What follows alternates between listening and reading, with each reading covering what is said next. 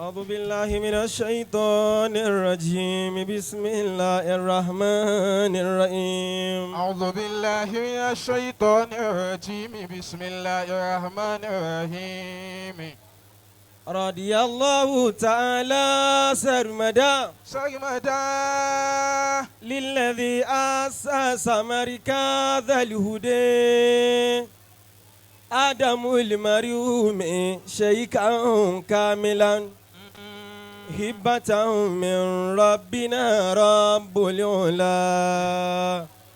الله تعالى سرمدا للذي أسس مركز الهدى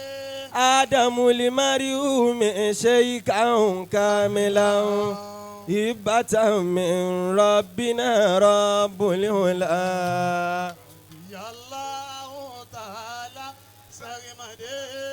للذي أسس مركز الهدى آدم المريوم شيكا كاملا هبة من ربنا رب العلا رضي الله تعالى سرمدا للذي أسس مركز الهدى آدم المريوم شيكا كاملا هبة من ربنا رب العلا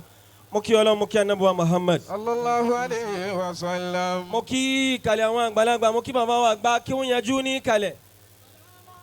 Ọlọ́run kí ó má ṣàjárí bàbá wa àgbà kí ó yanjú pẹ́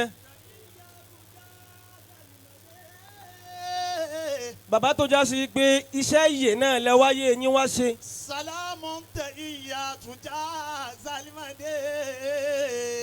gbogbo èèyàn kan ni wọ́n máa lo tẹ̀híyà fún àmọ́ bí àwọn lárúbá tó máa ti ń lo tẹ̀híyà fún yẹn ajá sí pé ń tọ̀hún iṣẹ́ ìyè náà ló ṣe. سلام تحيات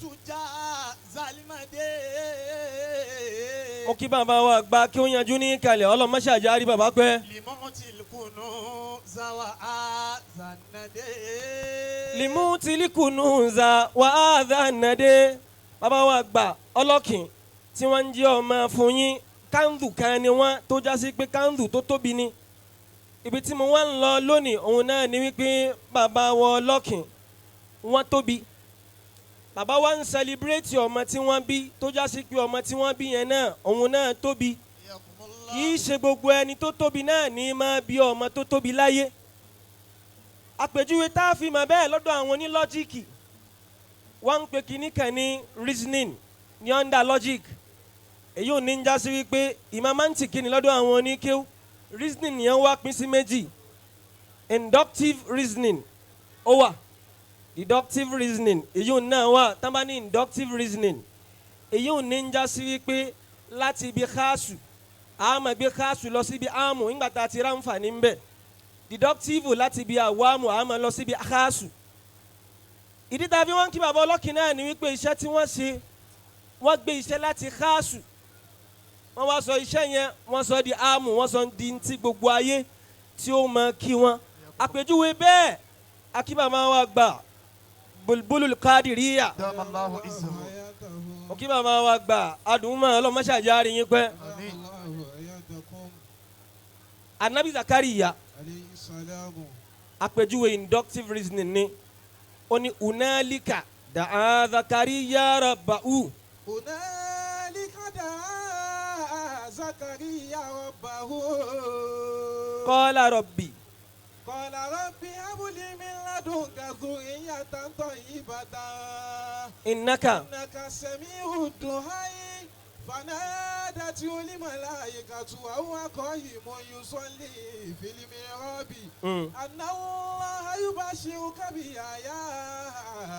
مصدقا بكلمة من الله وسيدا وحصورا ونبيا من الصالحين. baba gbọ́ ọlọ́kìn baba mo fẹ́ kẹ́ ẹ jókòó ọ̀rọ̀ tí mo fẹ́ sọ ni pé ẹ má dìde báyìí. هنالك دعا زكريا ربه sari baba gbọ́ ọlọ́kìn ìdí tí mo fi máa ń sọ òyìnbó lóde yín ni pé torí pé ẹ dá skul ẹ̀ ká nílé kí ònìkan lẹ bá ní ni mi ní ma sọ òyìnbó. hunalika da'a Zakariya rabbahu. mo sọ̀rọ̀ gan nígbà tẹ́ ẹ dìde mo ní wọ́n ń pe kíní kan ní logic ilmul mantik nínú lọ́jíìkì tọ́pìkì kan bẹ́ẹ̀ reasoning ni wọ́n ń pe reasoning ó pín sí méjì àbí ó jù bẹ́ẹ̀ gan lọ àmọ́ kí n lo méjì yẹn inductive reasoning ni wà deductive náà dé wà inductive yóò máa ṣiṣẹ́ bottom up approach bàbá àgbọ̀lọ́kìn yóò máa ṣiṣẹ́ bottom up approach káwọn èèyàn bá lè mọ̀ kí gbogbo àwọn àfáà tẹ̀ ń bá ṣe mọ́ kí kàn ṣe local àfáà nìkan international àfáà ní gbogbo àfáà tá a wà ń bì. hunalika da'a Zakariya rabbahu. bàbá àgbọ̀lọ́kìn ẹ wọjọ́ tí ànábì Zakariya tó ṣàdúrà pé hunalika da'a Zakariya rabbahu. qala. ànábì Zakariya ń sunkún ọmọ gbogbo àwọn àfáà tó bá fẹ́ bímọ rẹ̀ èèyàn máa ń bẹ lọ́hùn rú ọmọ tí èèyàn bá fẹ́ bí ni o. qala rabbi habli min ladunka zurriyatan tayyibatan. bó o bá ti tóbi ntòkù tó máa bèrè lọ́dọ̀ Ọlọ́run mọ́kàn sunrun ṣá wọn kì í sunrun ọmọ ṣá o ìjókòó tá a jòkó yìí lónìí bàbá àgbà ọlọ́kìn ṣàmì pé ìjókòó ọmọ la jòkó ìbá ṣe pé àwọn ọmọ tá a bí wọ́n ṣe ń tí ò tẹ́ wa lọ́rùn ní sẹ́mi pé àní lè jòkó báyìí. habli. àmọ́ anabi Zakariya khaasu ni ó bẹ láwọn ọmọ àrídùnnú pé rọ́bì abuli zurriyatan tayyibatan ike Ọlọ́run fún mi lọ́mọ rẹ̀ bàbá àgbà ọlọ́kìn ọjọ́ tẹ́ ẹ fẹ́ máa sunrun àwọn ọmọ yín ẹ sún dáadáa ni o àfáà tó já sí pé ìgbà tí wọn náà fẹ́ sunrun àwọn ọmọ rẹ̀ ọlọ́npo kẹ́míkà pọ̀ ló fi sunrun àwọn ọmọ tó o bí sáyé wàá rí pé àwọn ọmọ yẹn náà iṣẹ́ tí wọ́n máa ṣe wọ́n máa ṣiṣẹ́ kẹ́míkà ni o lọ bèrè lọ́dọ̀ àwọn tí wọ́n já sí pé wọ́n máa ń lo alcohol ó ní iye percentage tí wọ́n máa ń fi alcohol ṣe ìwọ tó o mu máwù tó fi jì máwù ìyàwó rẹ̀ tó wá doyún tó bímọ gbàgbé ẹ̀ ọmọ rẹ̀ yà wèrè o hunalika. da'a Zakariya rabbahu.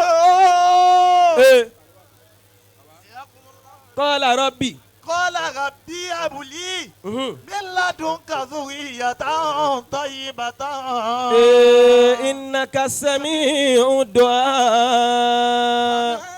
نادته الملائكة وهو قائم يصلي في المحراب. àwọn afáwọn tá à ń ṣe kó mọ wọn lónìí ọrùn wọn kì í ṣọrun tó lọ fáà lọ too much ọrùn kúìkì ni wọ́n dẹ̀ sọrun kúìkì farabalẹ̀ pàtó sọrun yẹn ní kúìkì tí ò pẹ́ bí a bí 5 minutes àbí 10 minutes bàbá àgbà dìde ohun tí wọ́n ń ṣàlù àlásùn ni ẹ̀yin náà wo bí ayé ti ọmọ yẹn náà ẹ wo bí ní àjò tiẹ̀ náà ṣe kúìkì ọmọ kúìkì òun náà di òun lògo tó já sí pé ògo kúìkì náà ni òun náà tètè arrive subhana rabbika. rabbil izzati amma alimumi ni kwiki ló dàbí. oya kò sí wàhálà bàbá ọlọ́kìn ń bọ̀ kwiki a ní kwiki ní ká máa ṣe àpùnlà gẹ́gẹ́ bí ìṣe sí wa gbogbo ẹni tó wá ti sọ̀rọ̀ 10,000 bá a ṣe ń ṣe nìyẹn bàbá àgbà alimumi ni àwọn náà 10,000 naira ẹ má bínú à ń lọ sí.